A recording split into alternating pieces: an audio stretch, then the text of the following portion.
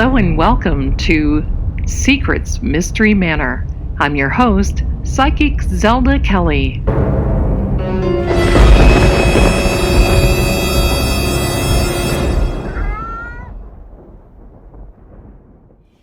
Hello everyone, this is Zelda Kelly and welcome to this week's Mystery Manor.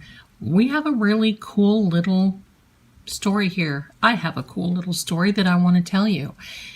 It is intrigue and, well, something that I grew up knowing existed. How's that? It was a deck of cards. And before I get started, I'd like to invite you to come on over to psychicsecrets.com, say hello to me, and you can talk to me directly. And I'd love to talk with you. We can chat, and we have first-time caller specials. So come on over, and let's get started. All right. So this story is about a deck of cards. Now, this deck of cards, I'm going to say transcended time, went through decades, and maybe I'm going to say even hundreds of years. The really cool thing about this is that my grandfather had this deck of cards. Now, of course, this wasn't it, because you'll find out about the deck of cards. I was a very young girl. My grandmother was a card reader. Was she famous? She was in our area. She was in probably the northern part of the state. She was called in on many psychic paranormal investigations, and she read for everyone. I can remember the day that we would be visiting her, my sister and I would be visiting her in the summer, and someone would come over and they wouldn't have money to pay her, so she would take canned goods and then end up giving the canned goods away to someone at the church or someone else that needed it. But it was a really cool time, and I, believe me, was like a little sponge and soaked all of this up. But my grandfather had this special deck of cards that he had gotten from his family, passed down over the ages, and was told it was a murderous deck. Now, what made it a murderous deck? I believe in the 17th century, yes, that long ago, this deck of cards was used in predicting another psychic's son's demise. Now, back then, they persecuted psychics and people who they thought were witches, and they did not like that whole thing. And so a lot of this were done definitely hidden below the rafters, behind closed doors.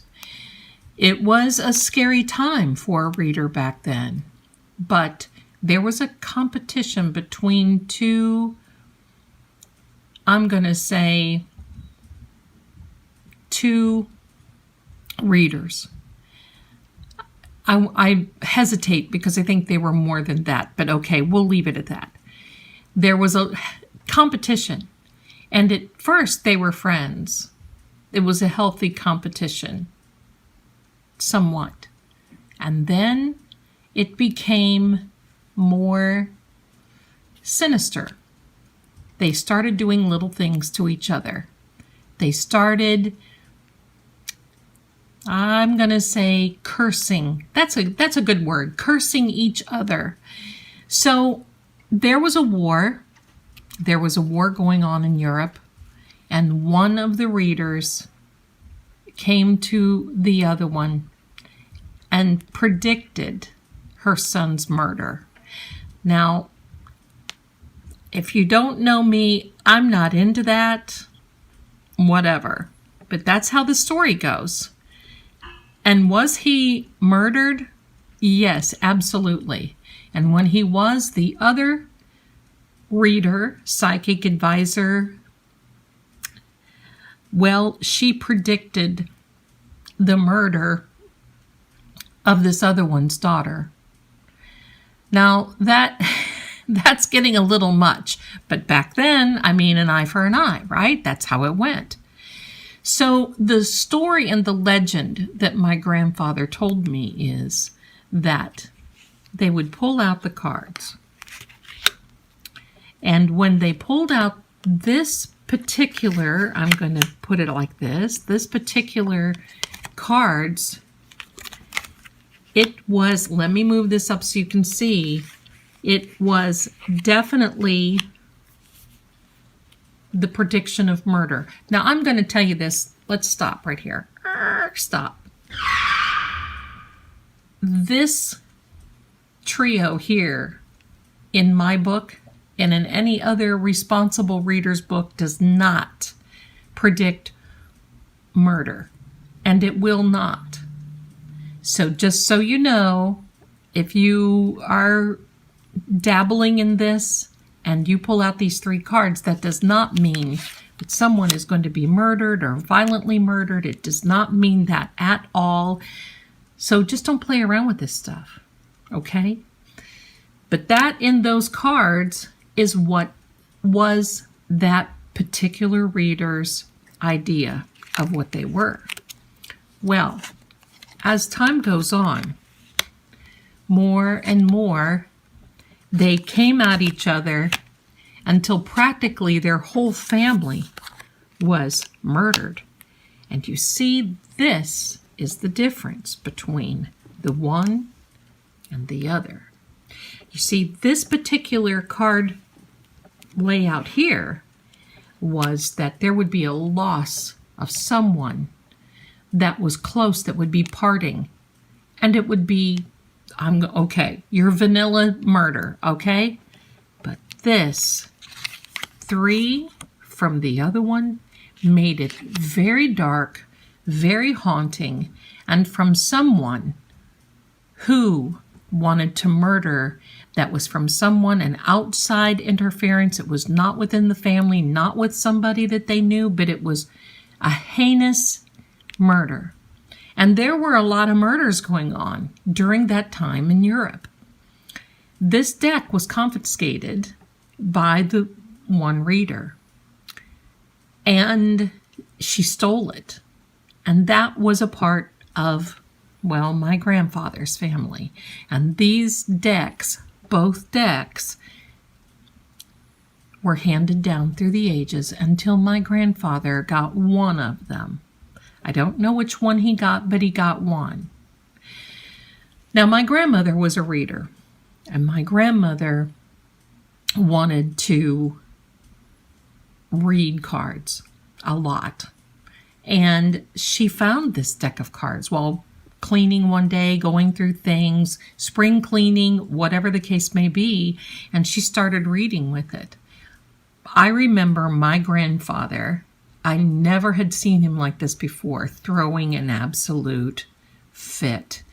It was a horrible, horrible time. I've got to tell you, this is, that was, it almost brought divorce, believe me. But my grandfather got that deck of cards, and I remember being with him and seeing that deck of cards one time. He was wearing a pair of gloves. He didn't even want to touch it. He was wearing the pair of gloves. He was holding them, and he said, "See, this is what you don't want to do. You don't want to predict deaths. You don't want to do these things. That's not up to us to do that sort of thing." And that stuck with me. But those murders were heinous, and I'm not kidding. They were not like, I mean, they were right up there with Count Dracula type style murders, okay? That was horrible. So what happened to the deck? My grandfather took that out in the backyard. He fashioned a little pile of kindling leaves. He doused this deck with a lighter fluid, and he burned it. When he was done, and he stayed with it to make sure that no one disturbed it or nothing disturbed it, when he was done, well, he ended up taking those ashes of the whole thing and burying them To this day, it's on that property where they used to live. And of course, now Grandma and Grandpa are gone. Someone else owns the home. And they don't even know it's there. Isn't that amazing? But I wanted to share that with you today because this is the dark side of card reading, and certainly something that you don't want to do. And I know you're not going to do it anyway, but it's very interesting. So this was that time, and one's name was Esmeralda, the other's name was Miriam. I don't know which one was which, but I can tell you it was a very, very bad time for their families. And do I know what happened to them? No, I do not. I wish I did. It's been really hard to try to find them. At one time, we did a genealogy and we did find them. But I don't know. But for back then, it was a murderous, murderous time. And these two gals, Esmeralda and Miriam, had a lot to do with it. So thank you so much for watching this episode of Mystery Manor. Be responsible when you're doing this sort of thing. And you know what? I just want to lay a few happy cards for you. How's that? Yeah, let's do that. Let's do that. We're going to lay just a couple of happy cards. We're going to use the tarot so you can see them better. And we're going to shuffle it just a minute. And we're going to give you a note for the day. Oh my goodness. And I didn't do that. I want you to know, for those of you who are feeling like you're just kind of hanging out there and you don't know where you stand and you're just dangling, you're going to be receiving good news very soon. It's going to come into you very, very quickly. I think with this, I know with this Nine of Cups, you are deserving a break. This is for you. This is your wish card and your heart's desire. So I want to leave you on a happy note and not all this other muck, mire, and mayhem. You all be well. You've got this Nine of Cups right over you. That's what you need for today. Thank you so much for watching Secrets Mystery Manor. Don't forget, you can reach me over there at psychicsecrets.com. I can't wait to talk to you, and I can't wait to bring you another story. And I'll see you again next time.